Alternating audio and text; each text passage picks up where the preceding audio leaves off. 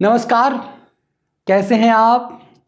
भारत की नई संसद भारतीय सांस्कृतिक विरासत से सराबोर होगी। देश के गृह मंत्री ने देश को इस बात की जानकारी दी।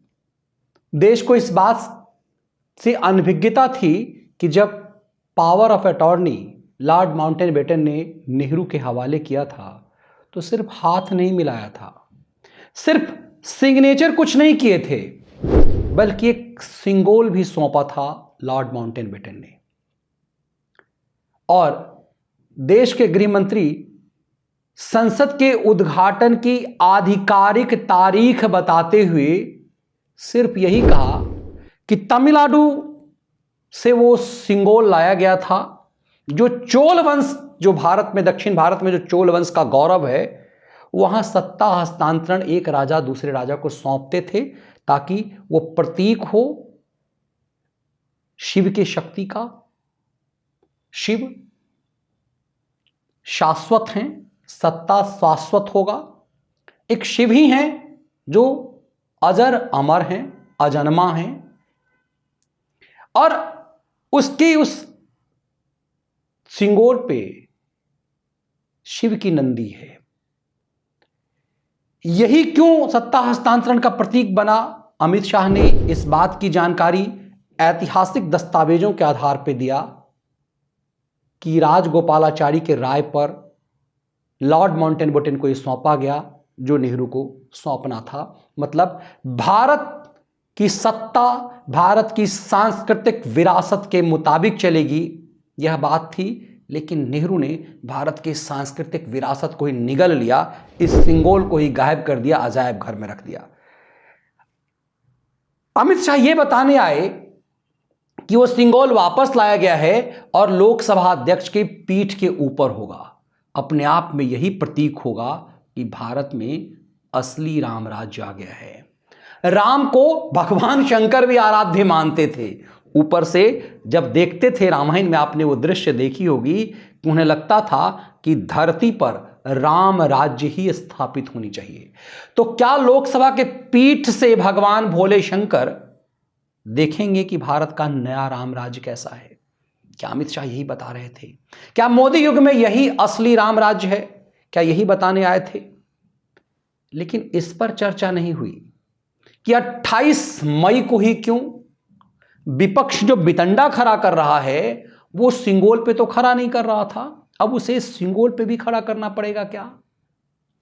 महत्वपूर्ण यह है कि 28 मई वीर सावरकर का जन्मदिन है, 140वां वर्षगांठ, और मोदी चोट हर हिस्से में मारते हैं। भारत विरोधी तत्व को, भारत के खिलाफ एजेंडा चलाने वाले को हर हिस्से में चोट मारते हैं। अभी तक इस बात की जानकारी नहीं दी गई कि 28 मई ही क्यों संसद उद्घाटन का। कोई तो वजह होगी, बिला वजह के मोदी कुछ भी नहीं करते। यदि संसद के लोकसभा अध्यक्ष के पीठ पर सिंगोल के स्थापित किए जाने को वो मुद्दा बना रहे हैं, कोई वजह बता रहे हैं, तो तय सी बात है कि 28 मई भी कोई वजह तो है। लेकिन गृह मंत्री ने यह नहीं बताया कि 28 मई को ही क्यों। अब अखबारों में सुर्खियों तो है कि क्या 28 मई सावरकर के जन्मदिन के कारण, 27 मई नेहरू की मौत के कारण, तो उसके अगले दिन ही नए संसद का उद्घाटन क्यों? 26 मई जब देश के प्रधानमंत्री पहली बार नरेंद्र मोदी बने, या पहली बार एनडीए की सरकार मोदी की अगुवाई में बनी, वो तारीख क्यों नहीं जब नजदीक में वो तारीख थी? उससे भी बड़ी हो सकती थी 30 मई की तारीख, दूसरी बार केंद्र में नरेंद्र मोदी की सत्ता स्थापित हुई, वो अभी बड़ी तारीख हो सकती थी। वो क्यों नहीं? 28 मई ही क्यों?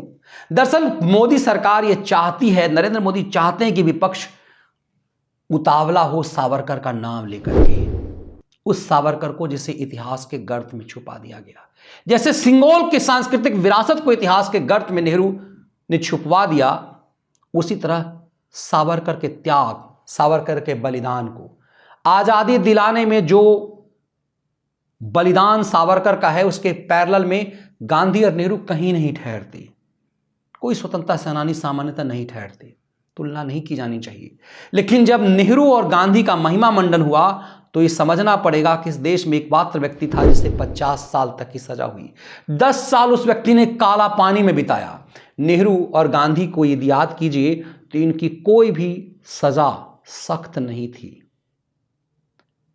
पौना भाव के हिसाब से नहीं जो सावरकर को मिली।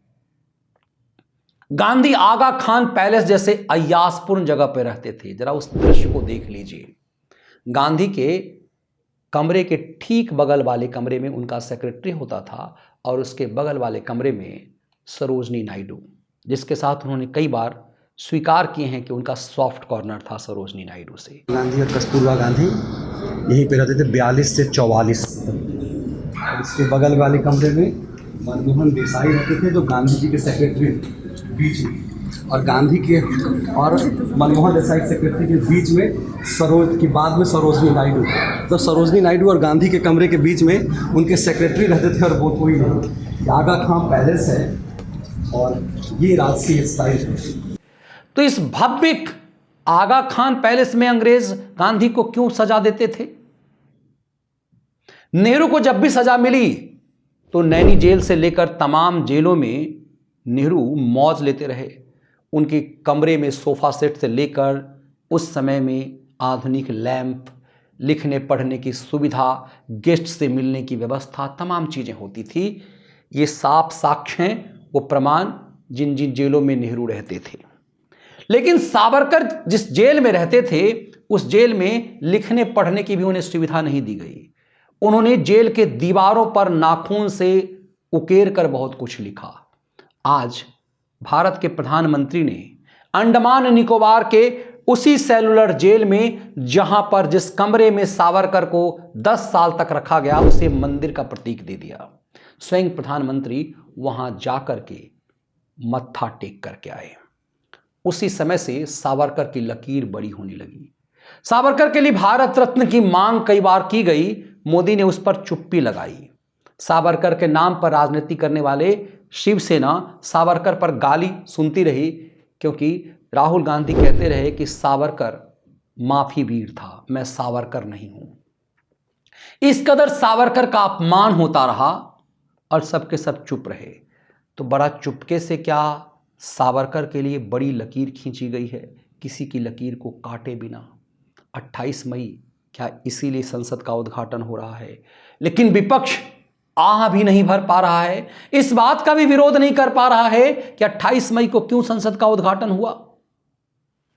यह बेचैन करने वाली बात है और तिलमिलाने वाली बात कि सावरकर की राजनीति का विरोध जिन जिन दलों ने किया हमेशा से, सावरकर को अपमानित जिन जिन दलों ने किया हमेशा से, वो आरजेडी, टीएमसी, जेडीयू, पूरा केजरी गैंग कांग्रेस के साथ खड़ी होकर के संसद भवन के निर्माण का विरोध कर रही है।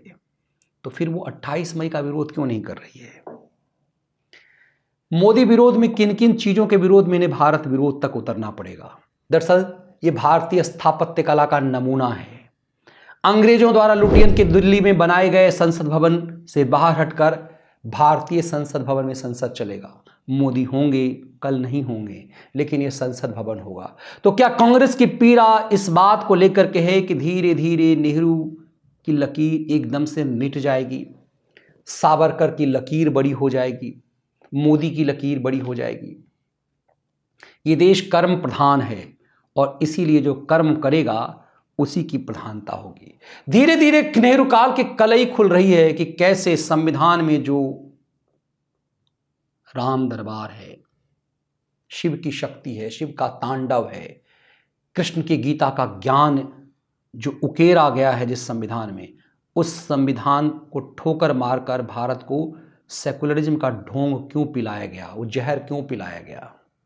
धीरे धीरे वो परतें भी खुल रही होगी कि क्यों सिंगोल को सिर्फ इसलिए भारत की संसद में नहीं रखा गया, उसे देश की जनता से अनभिज्ञ रखा गया क्योंकि वो प्रतीक है कि भारत राम का है, भारत शिव की तरह शाश्वत है और उसे तुष्टीकरण का जहर पिलाना था।